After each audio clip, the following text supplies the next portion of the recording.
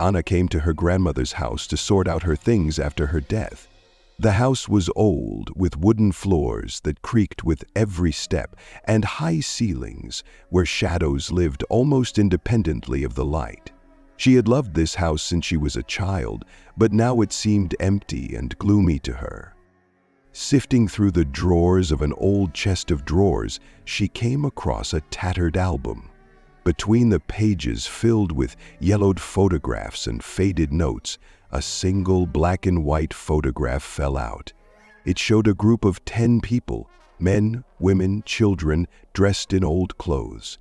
They were standing in front of a house that seemed vaguely familiar to Anna. Anna looked at her. She sat down on a chair to examine the picture more closely. The more she peered into the faces, the more a strange discomfort came over her. The people in the photograph were smiling, but their smiles seemed strained, as if they had been forced to pose.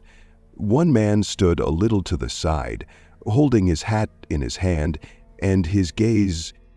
Anna felt a chill run down her spine. The man was looking straight at her, not at the camera, not into space, but as if through time, through the glass of an old photograph. His eyes were dark, almost black, and there was something unnatural about them. She even tried to turn the photo away, but her curiosity would not leave her. "Who are these?" she muttered, hoping to find at least some answer. But on the back of the photo there was no signature, no date, only a faded fingerprint, as if someone had held the photo with wet hands. Anna hid the photo in her pocket, deciding to ask her mother about it, and continued unpacking her things. But even after several hours, wherever she was in the house, it seemed to her that someone was watching her. The first night after finding the photograph was restless. Anna tossed and turned in bed for a long time, unable to fall asleep. She had a strange feeling that someone was watching her. The curtains covering the old window swayed slightly in the wind. Although the window was closed, she seemed to see silhouettes in the shadows of the corners of the room. But every time she turned on the light, the room turned out to be empty. In the morning, she attributed it to fatigue and impressionability, but the next night, everything became even worse. Waking up with the feeling that someone was in the room, she saw a strange figure in the far corner. A man in an old coat stood motionless, his head down. Anna froze, trying to understand whether this was a dream or reality. She carefully turned on the nightlight, but the figure disappeared, as if it had never been there. However, her nightmares were becoming more and more real.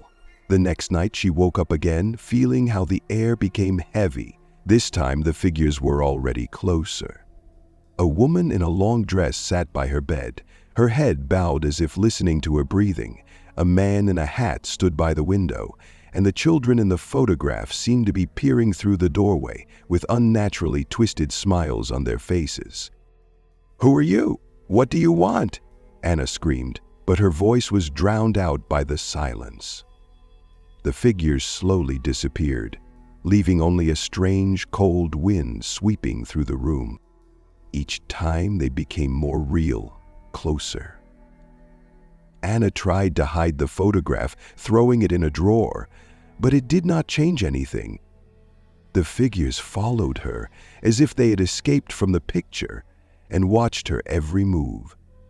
Once, she glanced in the mirror and saw their reflections behind her, although when she turned around, she saw no one. On the fourth night, she realized that she could no longer ignore what was happening. She woke up to the sound of soft whispers. The voices spoke words she couldn't understand, but they filled her with terror. Opening her eyes, she saw that the figures were now standing around her bed, as if surrounding her. This time, the man in the picture, the one who had been looking at her from the photograph, spoke. His voice was low and trembling. "You found us. We are with you now." Anna pulled the photograph out of the drawer with trembling hands, feeling her fear turn into despair. The faces in the picture seemed even more eerie to her now, their gazes sharper, their expressions colder. The man who had always looked straight at her was now smiling slightly, his eyes following her every move. "This is all because of you!" Anna screamed, tearing the photograph in half. But as soon as she did so, the shadows in the room began to move.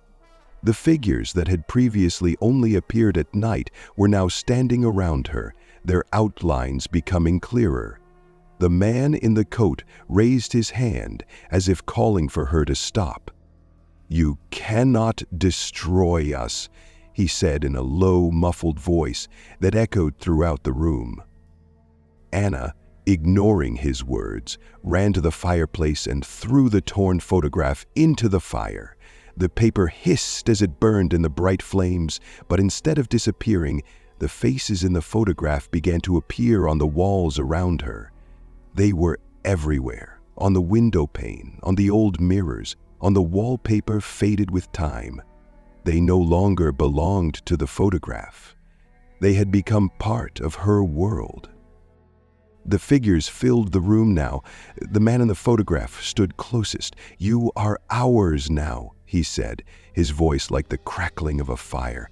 "We have waited too long." Anna tried to run, but the room seemed to shrink. Every door, every crack became a trap. She fell to her knees, feeling the shadows slide over her skin like cold, invisible fingers.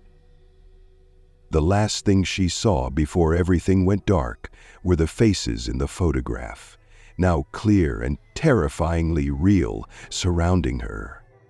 When the neighbors looked into the house the next morning, they found only a room in which everything was covered with a layer of ash. Among the charred boards and overturned furniture lay a photograph, completely undamaged. There was now another figure in the picture, a girl in modern clothes, with wide-open eyes frozen in a silent scream. The photograph returned to its place in the chest of drawers, waiting for the next guest to find it.